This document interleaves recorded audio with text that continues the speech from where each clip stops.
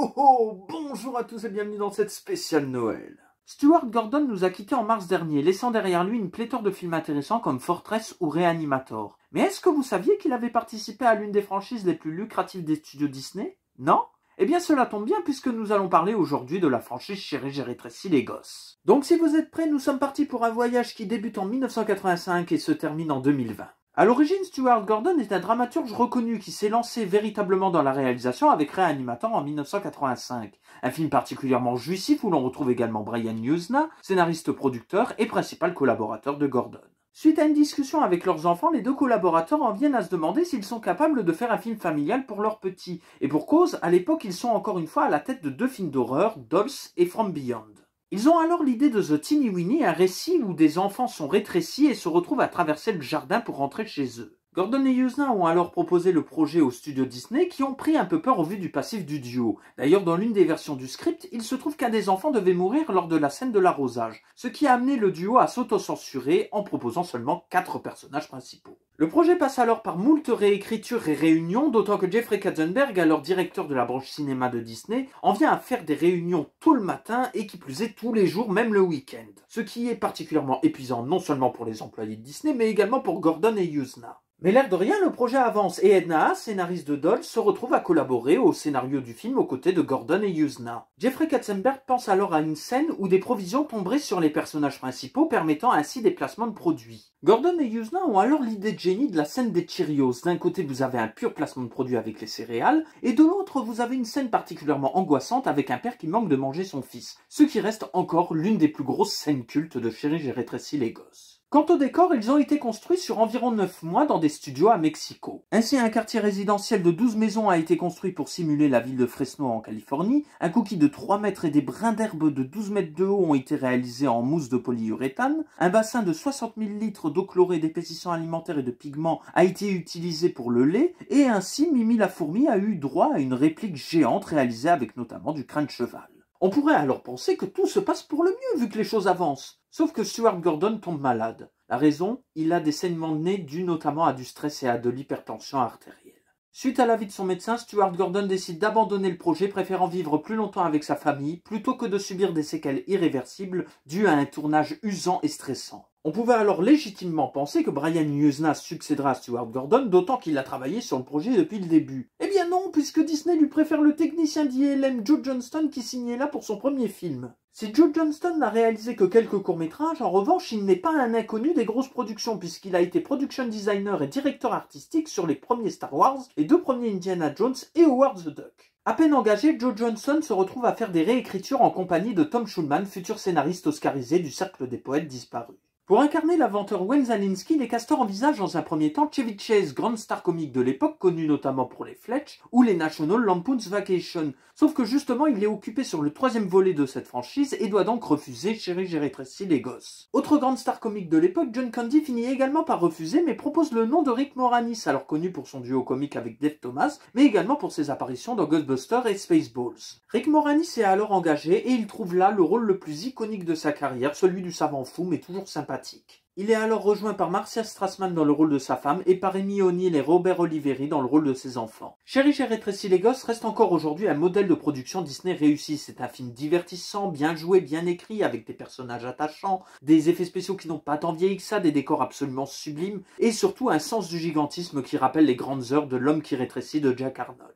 D'ailleurs, la scène du scorpion, gérée en stop motion par Phil Tippett, n'est pas sans rappeler la scène de L'homme qui rétrécit avec l'homme face à l'araignée. Cette scène peut également être mise en parallèle avec un autre film composé par James Horner, The Land Before Time de Don Bluth. En effet, dans les 2 films, on retrouve un personnage qui aide les héros face à un ennemi beaucoup plus virulent, le scorpion prenant la place du T-Rex et la mère de Petit Pied étant remplacée par Mimi la fourmi. L'issue est toujours fatale pour ces dernières et on se retrouve également avec un travelling arrière montrant les enfants pleurant le personnage mort sous une musique plutôt douce de James Horner.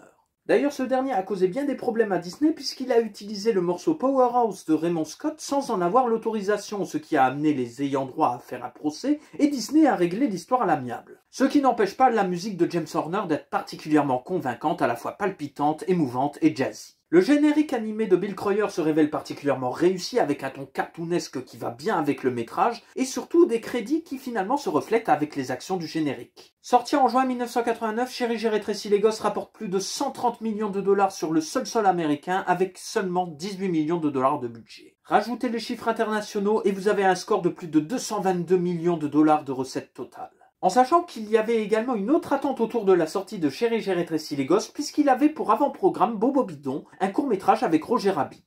Et Gordon Yuzna est Naha dans tout cela. Eh bien, Yuzna reconnaîtra qu'au moins 80% du film vient du projet qu'il avait initié avec Gordon et Naha. D'ailleurs, les trois compères touchaient chaque année des royalties sur la franchise puisqu'ils sont les créateurs des personnages principaux. Après l'abandon de Chérie j'ai rétréci les gosses et la production chaotique de Robojocks, Stuart Gordon revient à des films plus modestes comme Fortress, Edmond, Stuck ou les Lovecraftiens Castle Freak et Dagon. Stuart Gordon est décédé le 24 mars 2020, il avait 72 ans. Quant à Yuzna, il s'est mis à la réalisation avec le très polémique Society, les suites de Reanimator, Les Dentistes ou encore Le Retour des Morts Vivants 3. Au vu du succès du film, il n'y a rien d'étonnant à ce que les studios Disney veuillent produire une suite à Chérie j'ai rétréci les gosses, quand bien même ils n'ont absolument aucune idée de ce qu'ils veulent faire. D'ailleurs, Joe Johnston ne s'y est pas trompé puisqu'il a préféré réaliser toujours pour le compte de Disney Rocketeer, l'adaptation du comic book de Dave Stevens. À l'origine de Chérie j'ai agrandi le bébé, il y a le scénario de Big Baby qui racontait l'histoire d'un bambin devenant de plus en plus grand au point de devenir une véritable terreur à Las Vegas. Les studios Disney ont acheté le script et l'ont remanié pour en faire une suite à Chérie j'ai rétréci les gosses, d'où les Alinsky au Nevada, le final à Las Vegas et le bambin devenant de plus en plus grand, donnant lieu à un effet inverse par rapport au premier film. Si Rick Moranis, Marcia Strassman et Robert Oliveri reprennent les rôles de Wayne Diane et Nick Zalinsky, en revanche Amy O'Neill ne reprend son rôle que pour un caméo en début de film. La raison est simple, il n'y avait pas de grande sœur dans le scénario de Big Baby, donc peu de place pour Amy dans Chérie j'ai agrandi le bébé. Bien qu'adapté d'un scénario préexistant, Chérie j'ai agrandi le bébé a eu droit à un procès pour plagiat. En effet, Paul Alter avait écrit durant les années 80 Now That's the Baby, un scénario qui mettait en scène une enfant qui devenait de plus en plus grande suite à des radiations. Alter a gagné son procès face à Disney, les juges reconnaissant pas mal de similitudes entre les deux scripts et a reçu plus de 300 000 $ de dommages et intérêts.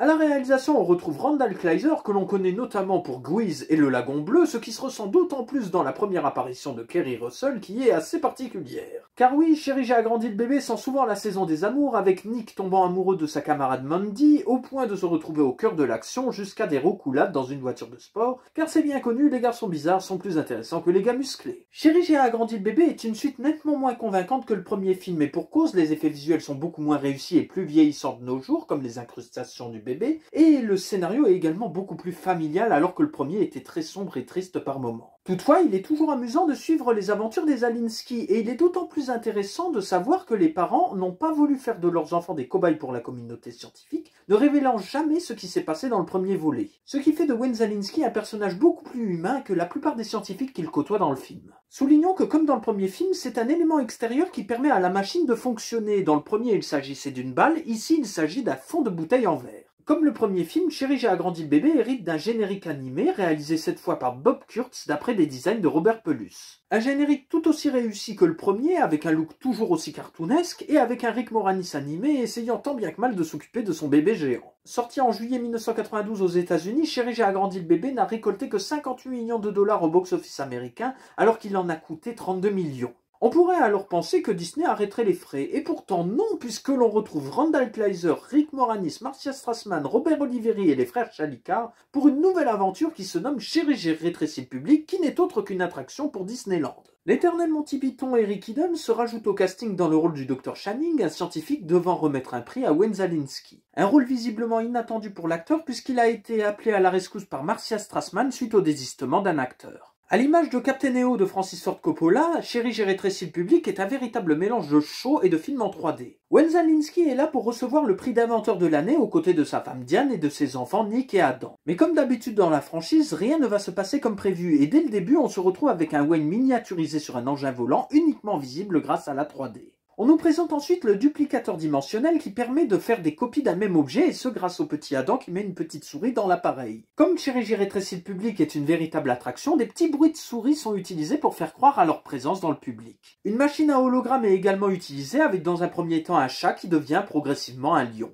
Arrive alors le fameux plat de résistance avec la machine qui rétrécit le public et Nick, ce qui amène un bel effet de profondeur en 3D, digne de l'effet de vitesse lumière dans Star Wars. Dès lors, Chérie, j'ai rétréci le public devient un spectacle particulièrement intéressant et paradoxal, puisqu'au début nous regardons des personnages de loin en les regardant de haut, et cette fois-ci c'est eux qui nous regardent de haut dans un petit écran. Les péripéties qui suivent ne sont pas forcément les plus intéressantes du métrage, à l'image du serpent qui est non seulement très moche, mais en plus n'attaque qu'une fois. Par contre, la partie où Adam tient la salle dans ses mains est particulièrement attractive puisqu'elle donne un côté montagne russe à la scène. En plus de la 3D, des jets d'eau et d'air ainsi que des vibrations dans les sièges s'ajoutaient à l'expérience. Lancé en novembre 1994 aux États-Unis, Chérie, j'ai rétréci le public n'est finalement arrivé qu'en 1999 en France. Toutefois, Disney avait mis le paquet niveau promotion avec notamment une publicité mettant en scène Laurent Artufel et Louise Monod miniaturisés face à un chat. Une belle attraction qui a fermé ses portes en 2010, aussi bien aux États-Unis qu'en France, pour permettre le retour de Captain EO suite à la mort de Michael Jackson.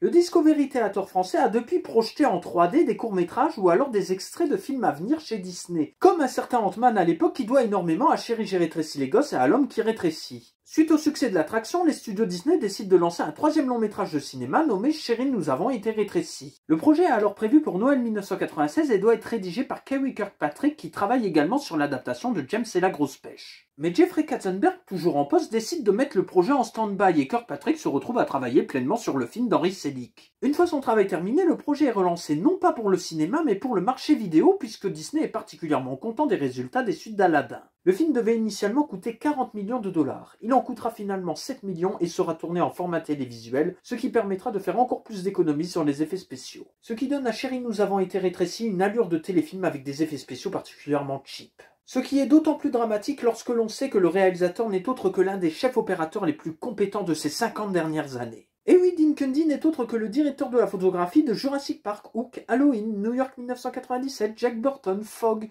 La mort vous va si bien, de la trilogie Retour vers le futur, de Qui veut la peau de Roger Rabbit, de Casper, ou encore des Looney Tunes passent à l'action. Donc en effet, quand vous écoutez ces titres de films et que vous voyez que Chérie, nous avons été rétrécis est sa seule réalisation, vous avez un peu mal au ventre.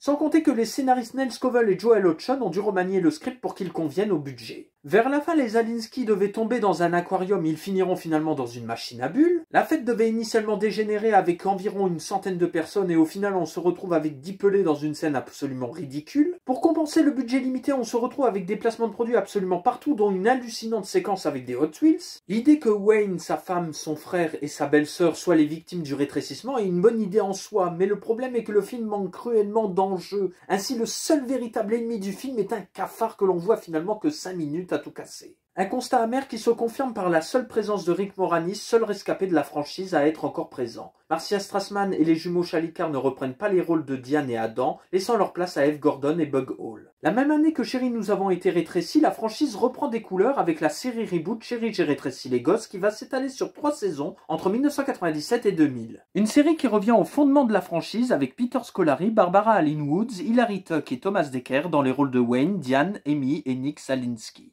Une série que j'ai peu regardée lors de sa diffusion française, mais qui s'avère être un bon souvenir pour pas mal de téléspectateurs. En dehors de doublage, Rick Moranis a arrêté sa carrière d'acteur en 1997 avec Chérie, nous avons été rétrécis. Depuis 1991, l'acteur est veuf et il a préféré s'occuper de ses enfants. Mais preuve de son attachement à Wayne Szalinski et à la franchise, Rick Moranis devrait reprendre son rôle dans Shrunk, une suite réalisée par Joe Johnston. L'acteur devrait jouer un Wayne Szalinski veuf, ce qui concorde à la fois avec le passif de Rick Moranis, mais également avec la disparition de Marcia Strassman en 2014. Wayne serait rétréci dans sa propre maison et devrait être aidé par son fils Nick, également scientifique. Robert Oliveri ayant arrêté de jouer, il serait remplacé par Josh Gad. On n'en sait pas plus sur le projet, d'autant qu'il est encore en pré-production, mais savoir que Rick Moranis et même Joe Johnston sont de retour sur la franchise est déjà une bonne nouvelle. Donc voilà pour cette spéciale Noël 2020, j'espère que cela vous plaira, n'hésitez pas à vous abonner à la chaîne, à la commenter sur Twitter, sur Facebook ou sur YouTube, à la partager, et sur ce je vous dis à l'année prochaine.